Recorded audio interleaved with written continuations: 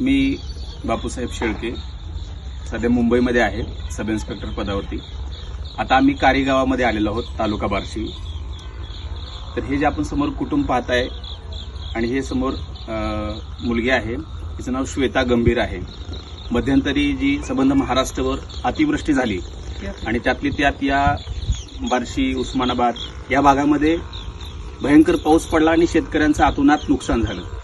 इतकं नुकसान झालं की या श्वेतांच्या वडिलांना स्वतःचं आयुष्य संपवावं लागलं। सगळ्या शेतातील पीक पावसामध्ये वाहून गेलं।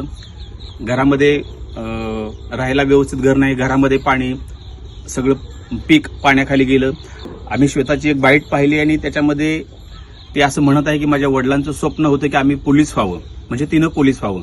तर ते स्वप्न तिनं पूर्ण करावं असं मी ईश्वरचरणी प्रार्थना करतो, तिला सदिच्छा देतो। आणि एक आमच्या वतीनं म्हणजे मी आणि माझ्या मार्गदर्शनाखाली काम करत असलेले महाराष्ट्रातील तमाम पोलीस बांधव की जे भविष्यामध्ये स्पर्धा परीक्षेची तयारी करत आहेत, आमच्या असं सगळ्यांच्या वतीनं 65,500 रुपयांची मदत आम्ही आता चेकच्या स्वरूपामध्ये या बाळाला केलेली आहे।